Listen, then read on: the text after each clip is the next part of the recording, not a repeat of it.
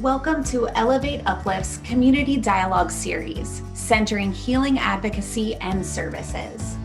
The Elevate Uplift project seeks to deepen and broaden the lessons learned from the National Sexual Assault Demonstration Initiative project and engage with organizations to change practices and expand their understanding of healing. Elevate Uplift offers opportunities to help survivor-serving agencies, state, territorial, tribal coalitions, and funding administrators to think critically about how they do their work and to make the changes necessary to provide comprehensive and sustainable support for survivors. That includes establishing practices and services rooted in anti-racism and anti-oppression frameworks, learning strategies for building empowering leadership, creating intentional organizational identity, engaging in impactful community organizing and movement building, and expanding knowledge of sexual violence and healing. Good afternoon. My name is Guadalupe Lopez, and I am the coordinator for Elevate Uplift. And today we are going to be talking about sex trafficking in Native communities. So today I have Nicole Matthews and Jolene Engelking as we have almost like a coffee talk about the last 10 years of the Garden Truth Report. Nicole, would you like to introduce yourself? Sure, thank you. Good afternoon, everyone. Manidu Baneshikwe Indigenous Migazin Dame. My name is Nicole Matthews. I'm Anishinaabe from the Wyatt Band of Ojibwe, and I'm the executive director at the Minnesota Indian Women Sexual Assault Coalition. And I was also one of the interviewers for the work we did that went into the Garden of Truth Report. And I am Jolene Engelking. I am the Project Beacon coordinator here at the Minnesota Indian Women's Sexual Assault Coalition, and I am excited to be here. My work that I'm doing currently at MUSAC is grounded in this Garden of Truth, and so I'm excited to dive a little bit deeper in with all of you. Thank you. So in October of 2011, we released a report called The Garden of Truth. And Nicole, I'm not exactly sure how many years it took us to finish the project, but I know it was about, a 3-year? Yeah, I believe it was 3 years it took us to do all the interviews and write the report and pull the data together. So this project actually started from a discussion we had with our coalition membership. I believe that advocates across the state of Minnesota were sharing stories, sharing experiences that they heard from community or their personal experiences around prostitution and trafficking. And from there, it stemmed into, what do we do about it? What is out there currently right now that shows the severity, that shows the truth, that shows the history or the violence that's currently happening to our relatives? Yeah, we were doing a lot of work and hearing a lot of anecdotal information for years with, our coalition started in 2001 and we really started doing organizing in 2002. And we had many conversations with our members up in Duluth about what was happening on the ships and hearing stories from women from decades prior saying, we had always heard about the quote unquote parties that were happening on the ships. We were doing work, we did a series of events that were scheduled at a location in Minneapolis where we were talking about prostitution of Native women. And I think this was back in maybe 2003 or 2004. And really, talking in the heart of Minneapolis, talking about in the communities where a lot of Native women are being used in prostitution and trafficking. And after the first of our events, someone intentionally burned the building down.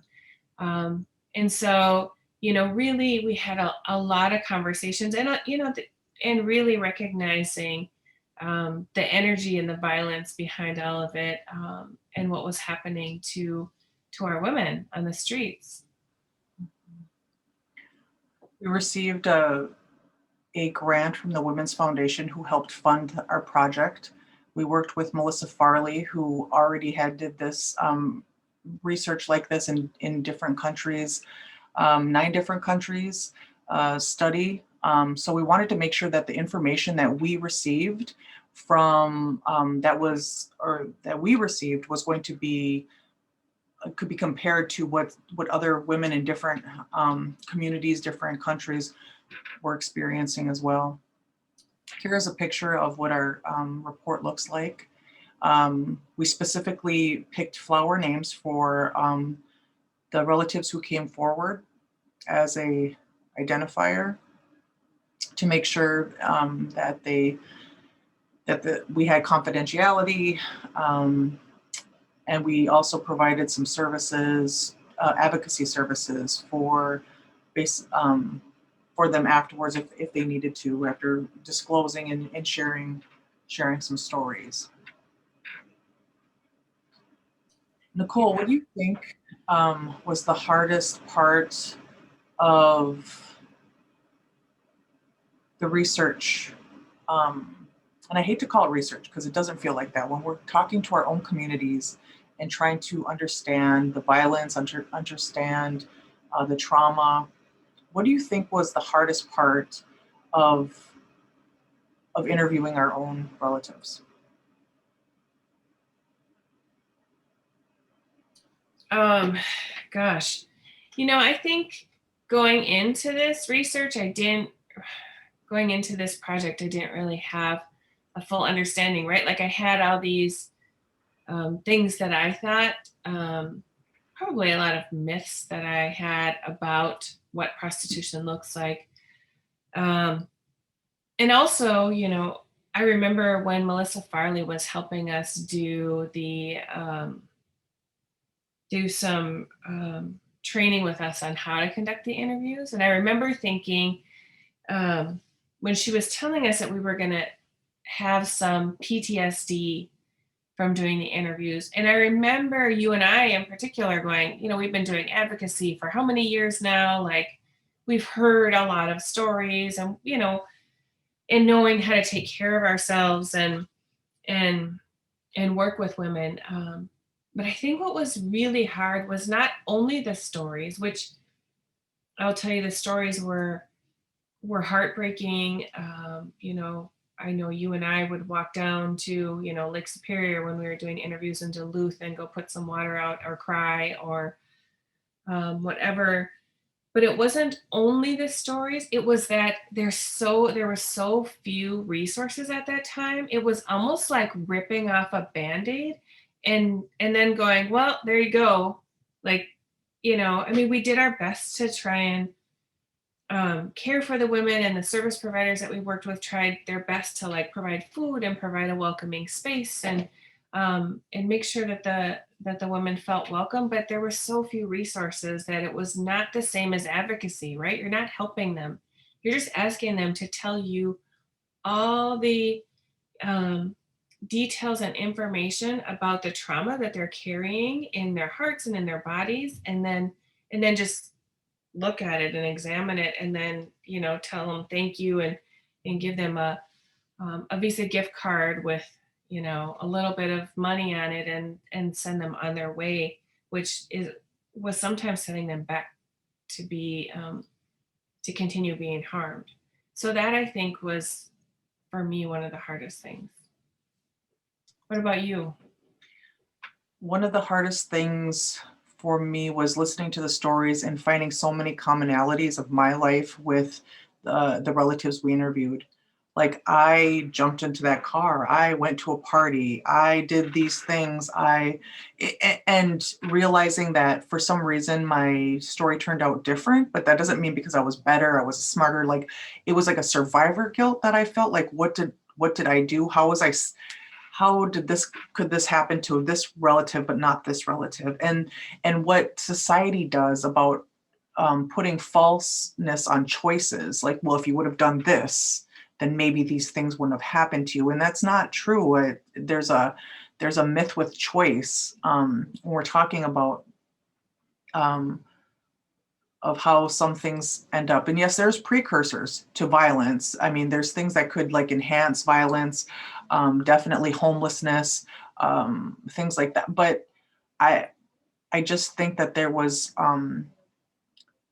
the way that the media at the time, before we started to talk to our own relatives about how this impacts us, was so not what I expected. I expected Hollywood movie. I expected the most traumatic thing. And some of the stories were traumatic, and I'm not going to say that they weren't, but some of them were so easily like nuanced of like how that happened in there, of how they were introduced and coerced and tricked and forced into sex trafficking and prostitution, that I think that it really made me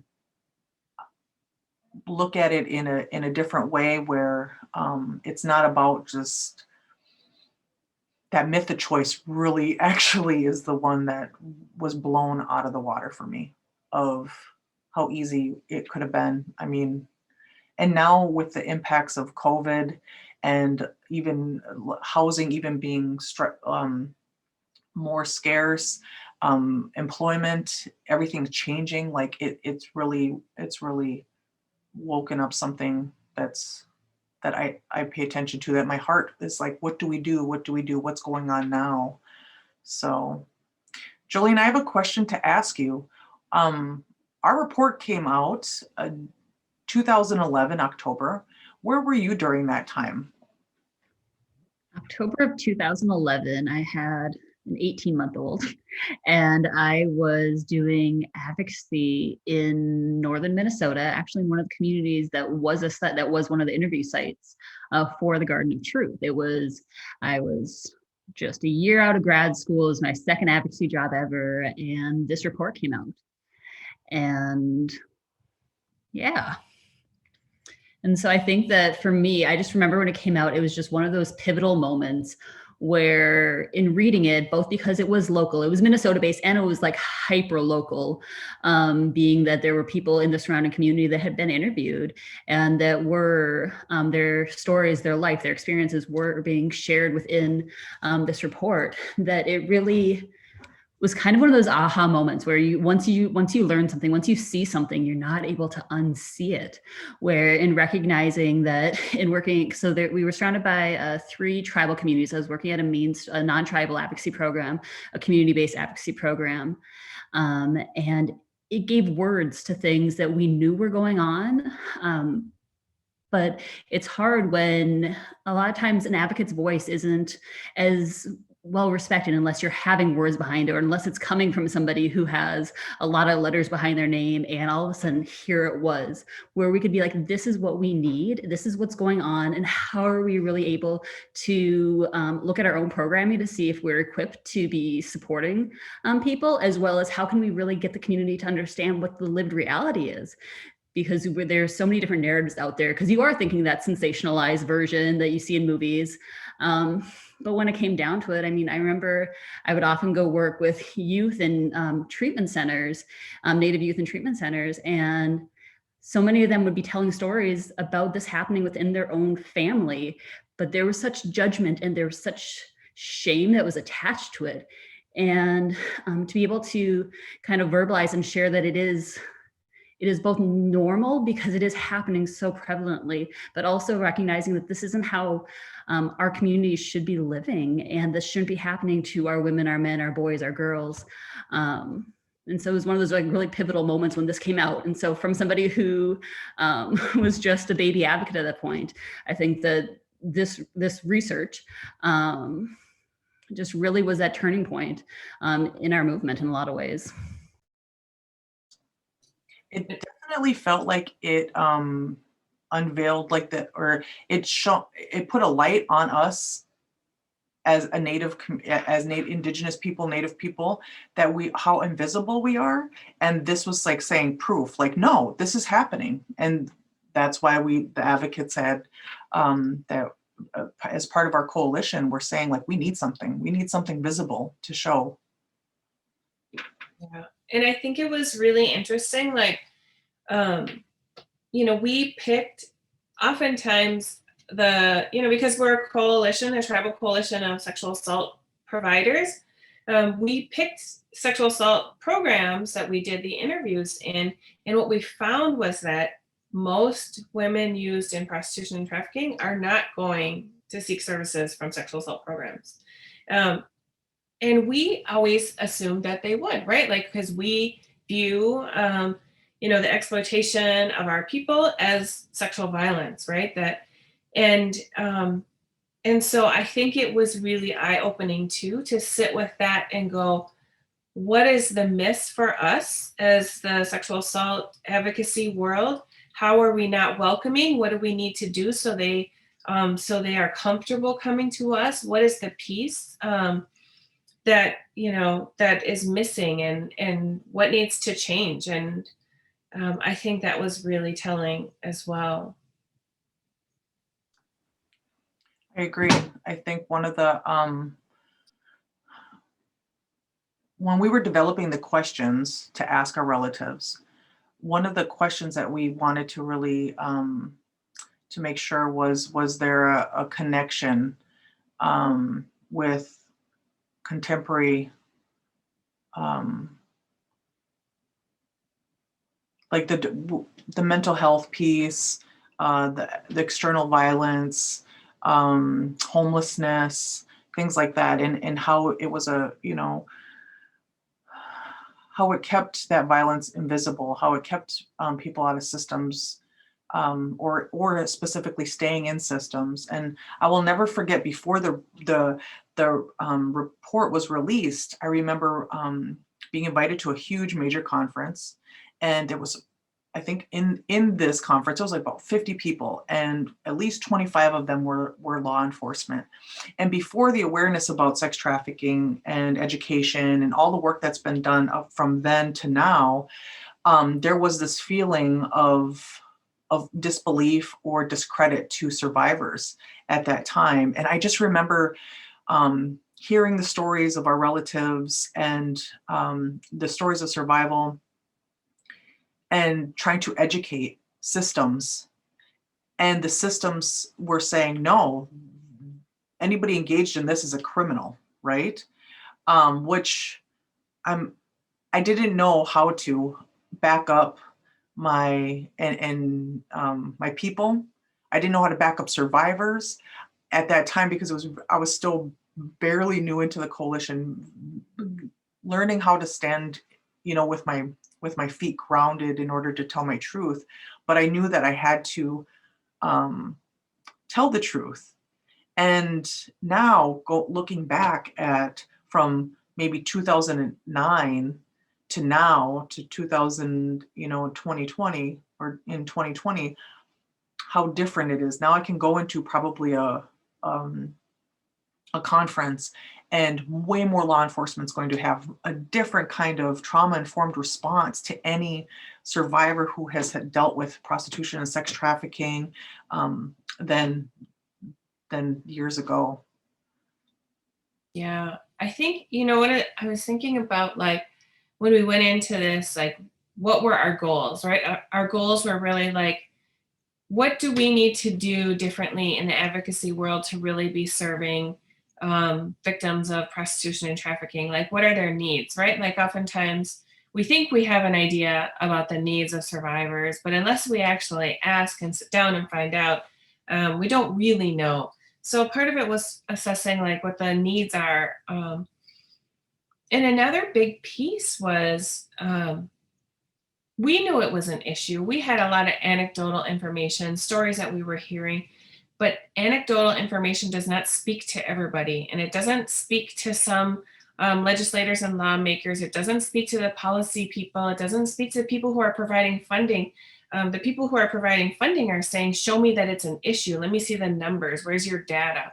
And so this was, and I remember some people in the beginning going, oh, you're just doing this for money. But it wasn't about money for us. It was about money. It was about advocacy. It was about, we need to have services. We know this is an issue. We know that Native women and our two-spirit relatives are being disproportionately impacted by prostitution and trafficking, and there's little to no services, right?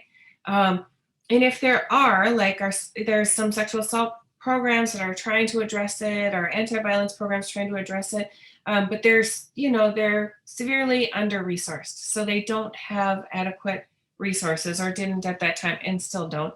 And so that was another big issue, was to get the resources, to get funding, to really address this in the advocacy world.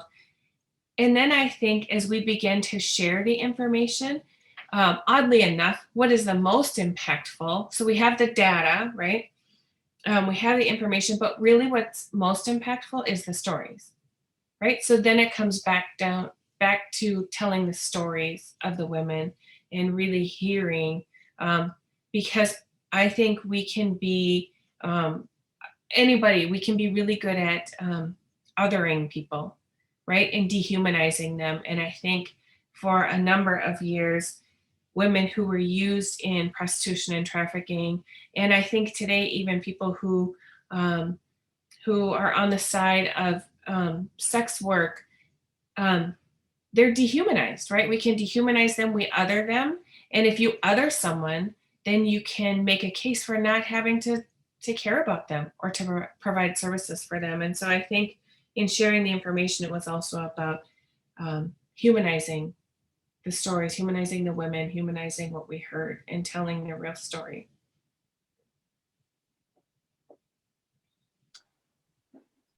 I agree. When Jolene, when you worked at a non-tribal organization, how was sex trafficking, specifically for Indigenous communities, how was that like talked about? Or was it talked about in some of the places that you worked?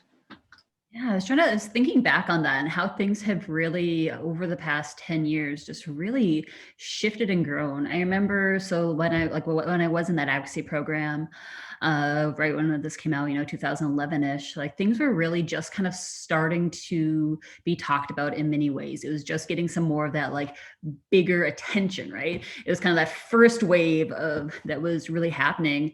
And I remember that one of the things that kind of was happening was like almost like who owns trafficking, like who has the right to provide these services, who should be getting funding, who should be even like leading this movement. And so that was kind of what those conversations were like. Is it domestic violence? Is it sexual assault? We also had many faith communities of faith who were coming in and trying to provide those kind of services as well. And I think that that's still happening to an extent. But I just remember those like early conversations and trying to figure out what happens. And especially when we all know that resources, there is to an extent some scarcity, when we do know that and who really should be doing this, and should programs who aren't based on in tribal communities be the ones who are kind of leading some of that work, and how do you really balance all these different factors? But then I know that kind of as things kind of started to go, I know that Minnesota has been one of the states that's kind of been leading a lot of this trafficking work across the country when it comes to some of the safe harbor laws and some of the other things. And I think that the conversation has just keep continuing and grown. And now it's really, in my head, shifted to feeling less a part of the community. And that's one of the things that I kind of want to just keep exploring, is how now I think that because many, like, so Guadalupe, you're telling that story about being at a conference and law enforcement not really, feeling that it's a real crime. Now it's seeing that law enforcement, is coming in like really strong and really heavy, which is wonderful. But how are you balancing the fact that there's still going to be a lot of people who are being trafficked or who are in prostitution who are not going to want to enter into those systems? And how are we really making things still being very survivor centered? And I think that that's kind of one of the things I kind of always wrestle with. Like the more prominence that something gets, the more attention people give it. Sometimes it seems like it's being moved further away from that original baseline. And I do think that there is still a little bit of people have a single framework about, what they view as trafficking. And for a while, in Minnesota, people would only be talking about the ships. That's all that I heard was the ships in Duluth. And then for a while, it was like, oh, it's all in the pipelines. It's all in the pipelines in the Dakotas. And I think that one of the things that's really being kind of worked on is this idea that it can look and it can manifest in so many different ways.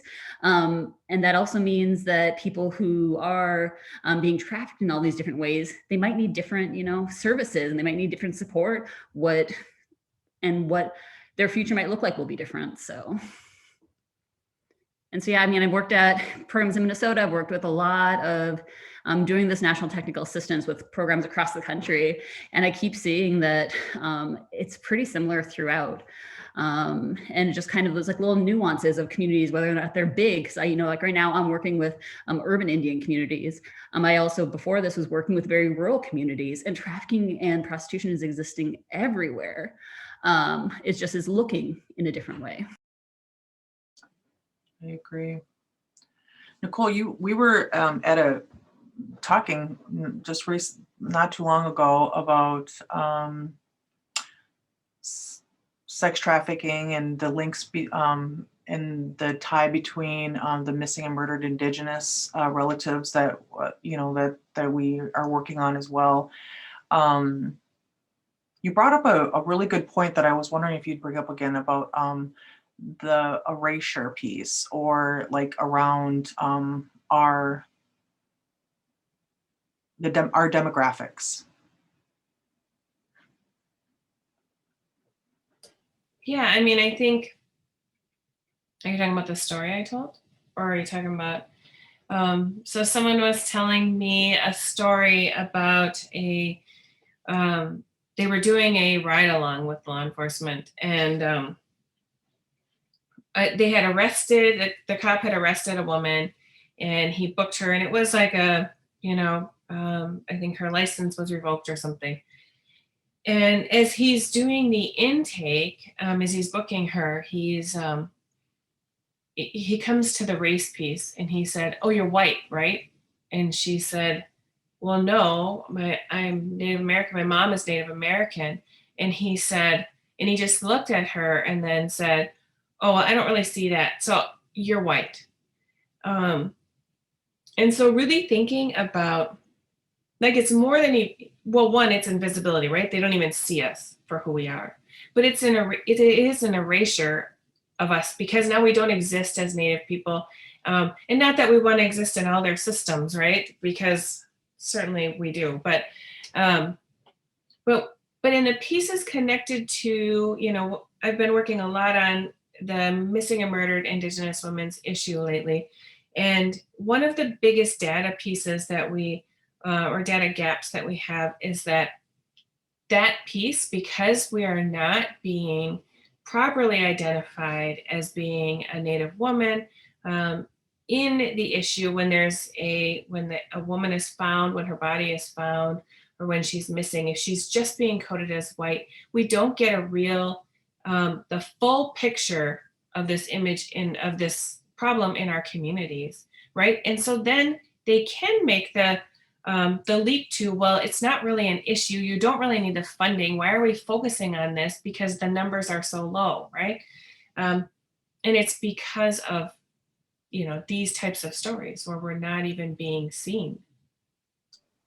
I agree. And the reason why I wanted you to bring that up was because that was the same face that we were butting up against during the time of, like, prove to us that Native people are being used in sex trafficking and prostitution. Now, our report is almost 10 years old, and so much has came in the last 10 years, and there's way more work to do. And I really loved what you said, Jolene, about the territorialness of this work. I think that there has been, sometimes I felt it, that I was like, oh my gosh, should we, there was sometimes a little bit of pushback, and I think with the nuances, and I love what Nicole says, there's enough to work to always go around, and we should never be fighting for it, or cutting somebody short because of it, because there's always too much work, unfortunately, to go around. And we all are experts in different ways. And how do we come together? How do we bring in the sex trafficking in Native communities? Because we don't just live in in rural communities on reservations. We are in urban communities, we're in rural communities, we're everywhere. And but we're super invisible in a lot of places, right? And how do we connect with our Black relatives, or our immigrant relatives, or Latinx relatives, or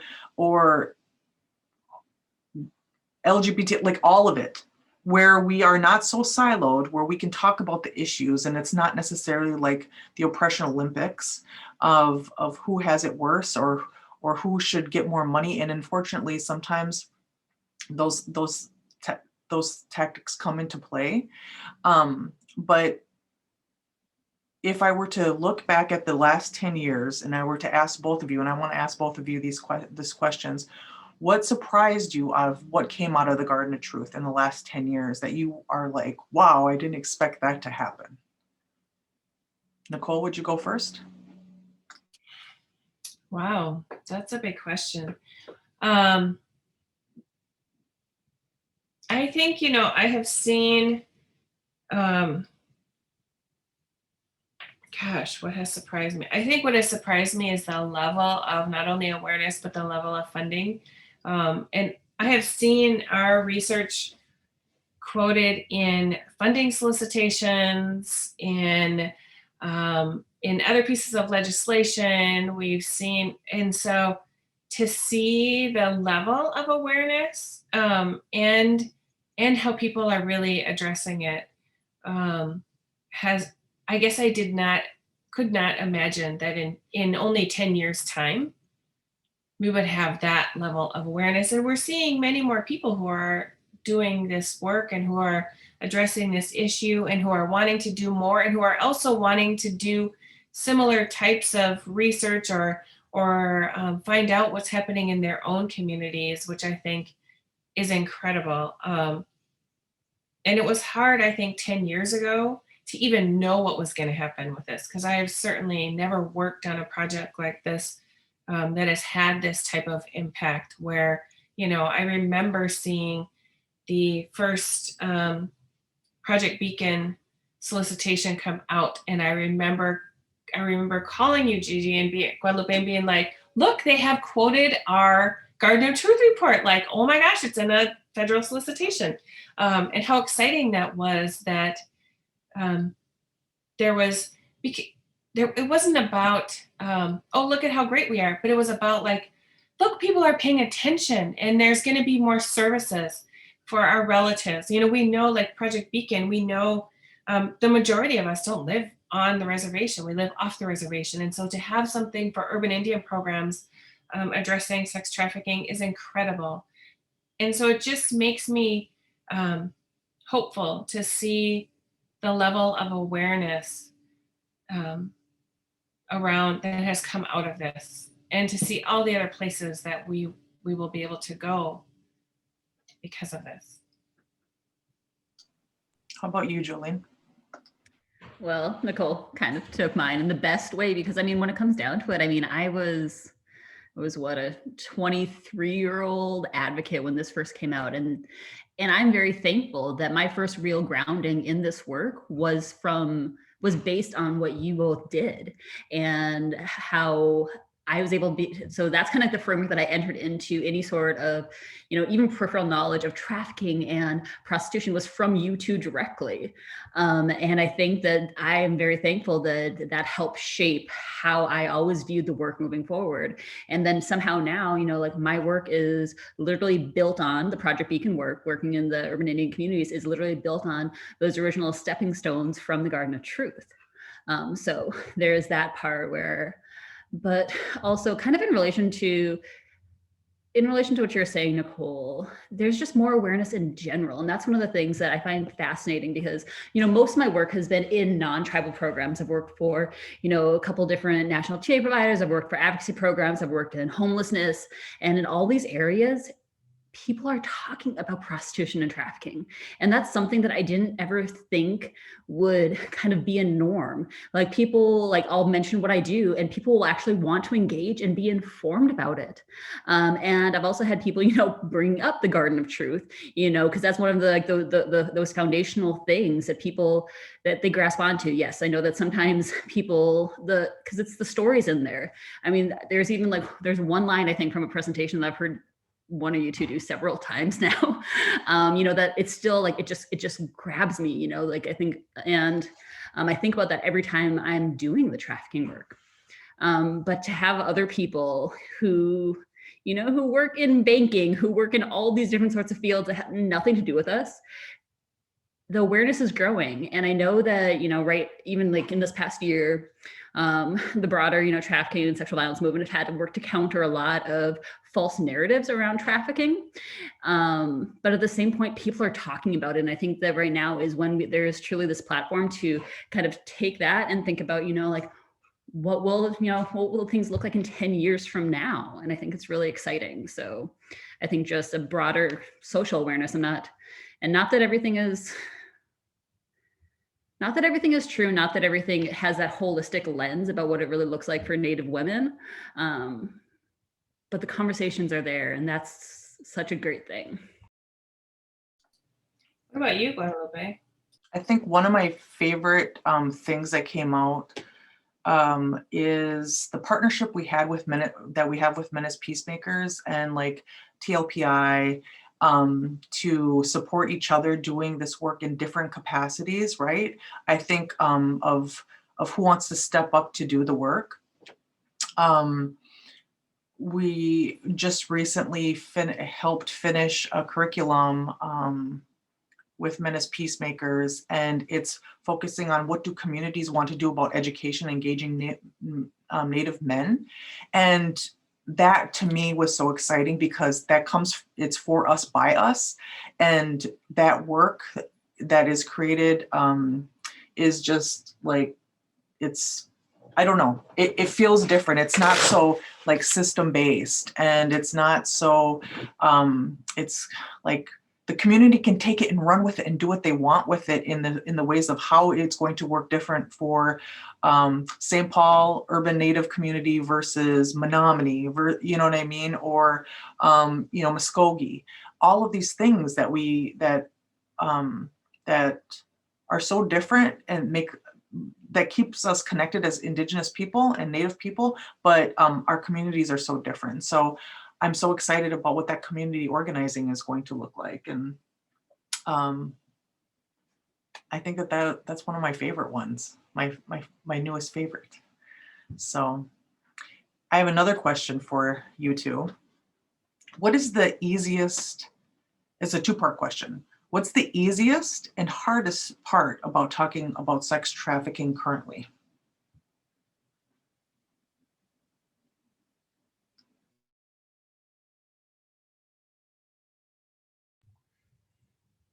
This is both easy and hard to answer. I think the easiest is kind of what I would already address a little bit, is that people are kind of a little bit sparked. They already know a little bit, and more people are willing to kind of talk and kind of figure out, where knowledge gaps might be. And I think that's one of the easier things, is that there is actually a platform, which, I'd say even 15 years ago would barely have existed. And I think the hardest for me is, I think also kind of what I've already talked about is that idea of people have these images in their head about what trafficking looks like. I know that in mainstream programs, we're often having to talk a lot about how it's not just, the white van. It's not just people snatching people off the streets and things like that. And what does it actually look like?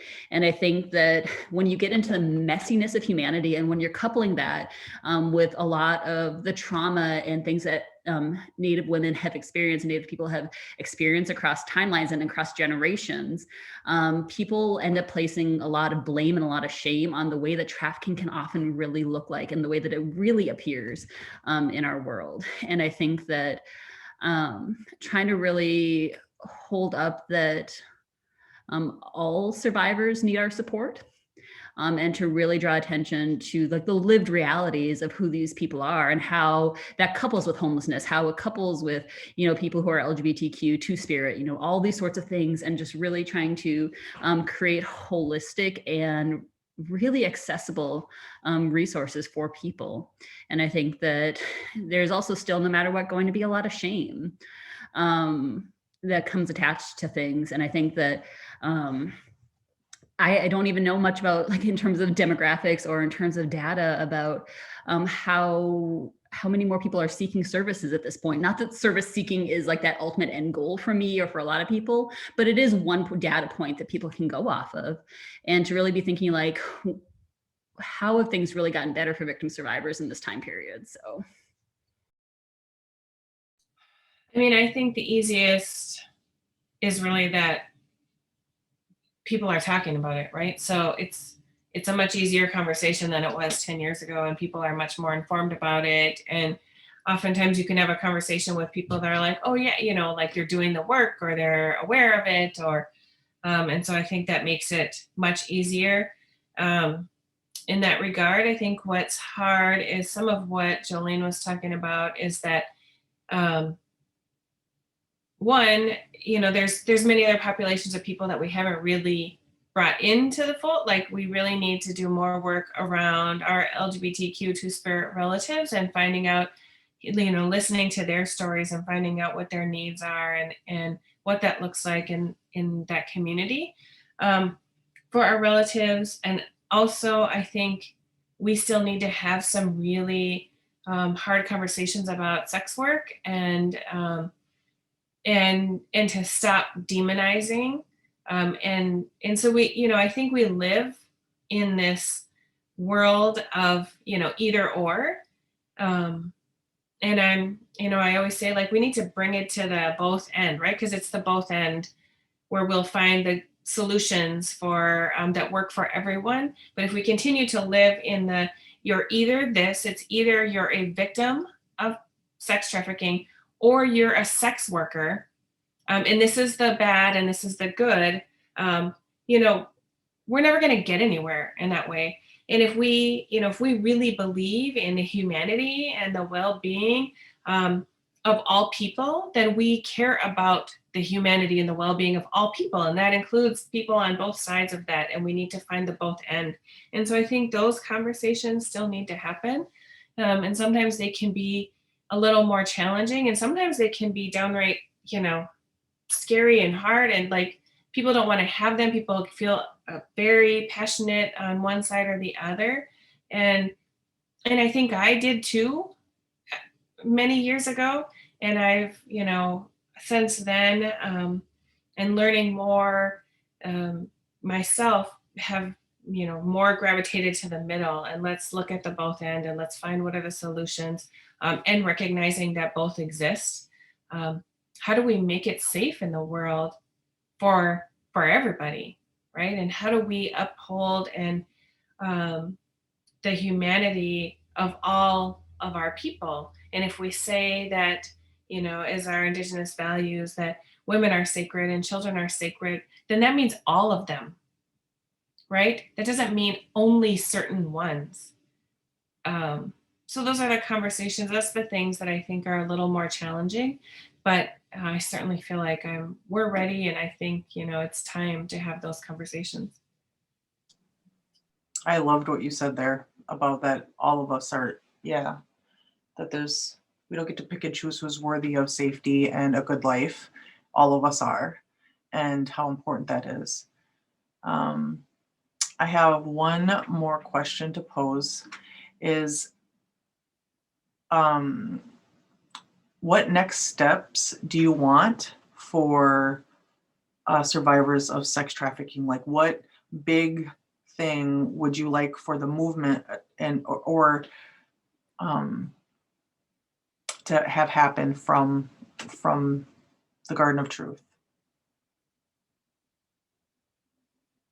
Well, I want to expand it to our Two-Spirit relatives, and I know we're in the works with that now, but I think that's a big missing piece, and that's what I want, is to have to start, to one, be able to listen to those stories, but two, to see the funding and the services for specifically for our Two-Spirit relatives, right? Because I think it is specifically tailored services for our Two-Spirit relatives. And I think, when we think along those ways, for many years, here's the dilemma. Here's our kind of what I see as some of the pushback to that. For many years, right, mainstream programs were saying, but we serve everyone, and that means we serve Native people too.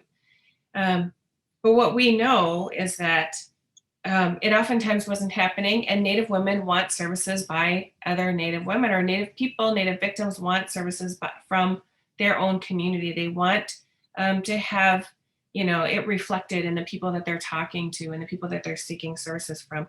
And I think the same is true for our Two-Spirit relatives, and they deserve that, to be able to have, to seek services and receive services from another Two-Spirit LGBTQ relative who gets it, because that's what we heard from the Garden of Truth, was that the women didn't want to seek services from someone who didn't understand where they were coming from. They didn't want to have to come in and educate and advocate. They wanted someone who already got it, who understood it.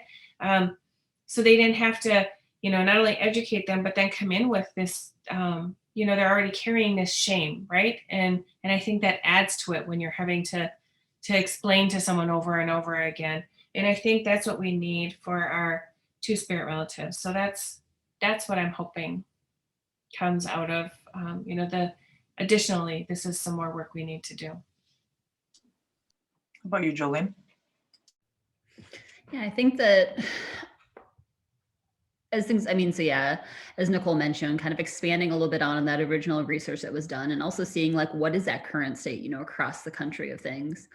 But what really excites me is this idea of how are we going to be able to break down those silos and understanding like that, especially when it comes to funding. Like I know that there's a lot of people who are in, homelessness activism, that are doing this, and how can we be better, overlapping our work, with them? How are we working, with our queer and Two-Spirit, relatives to really be kind of ensuring that? How are we working with people who are disability activists, who are really talking about what are those unique things that are needed in that community? And I think that we are kind of like right at that cusp, and we have these amazing abilities and these amazing voices that are going on around the country, and to just be able to be in connection with people. I also think that now is a prime time for policy change as well, both at the local, state, and federal different sorts of levels.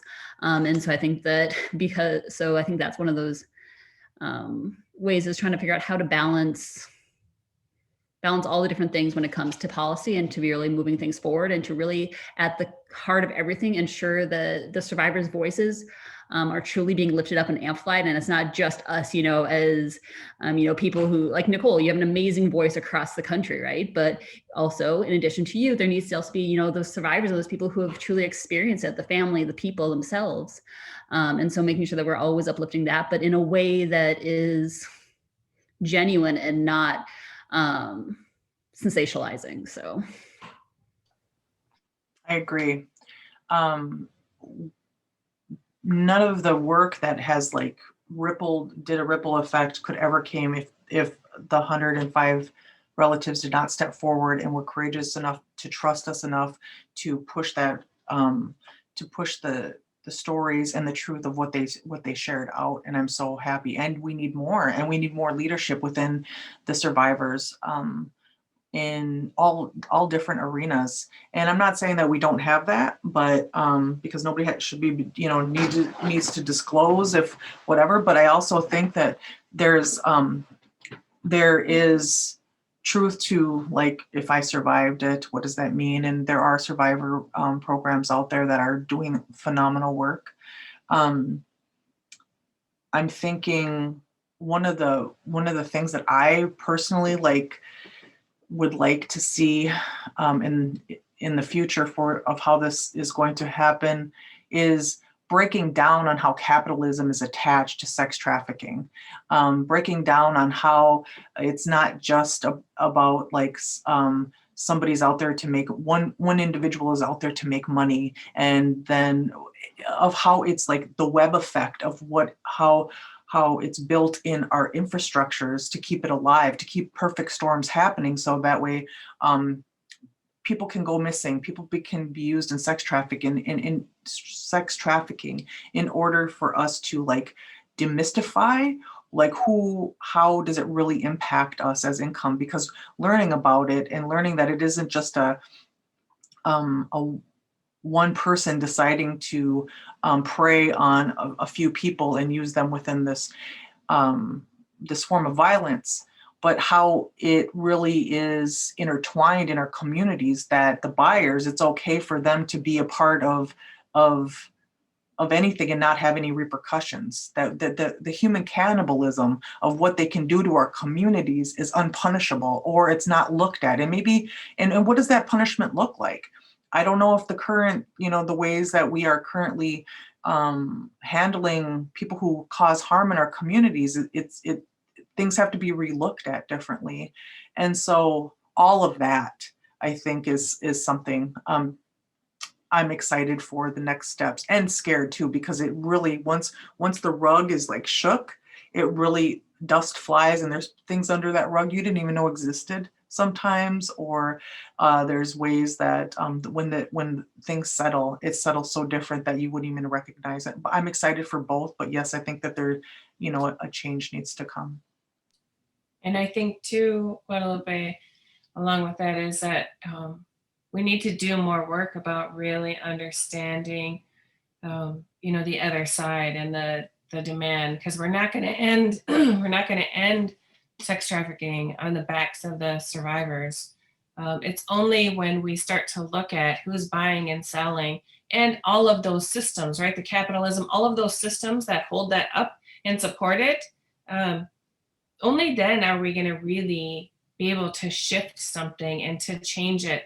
And that includes, looking at the way we're raising men and boys, and the social norms we have in our country, the capitalism that you brought up, and the ways that it's almost like a rite of passage, to use another human being in that way, right? And we use sex to sell so many things. And that's not to say that I hope we get to a place that sex is somehow demonized and we have to be, some sort of whatever, go to the other side of that. But what I'm saying is we have to have some real conversations and do some real work on undoing that system that makes it okay for this to happen. And I think very much kind of interrelated with that is also, how are we talking to everybody about healthy sexuality and what that can look like? And I think that that's one of the things I think of, I have a 10-year-old, and hearing her talk about how she'll see on certain social media platforms, things about OnlyFans or about sugaring and all these sorts of things. And just, I'm she's 10 and we have conversations, but I also realize that there's a lot of community or a lot of people who don't have those conversations with kids. And also, how is that shaping their framework about what healthy sexuality looks like, and what their own body sovereignty really looks like too. Definitely.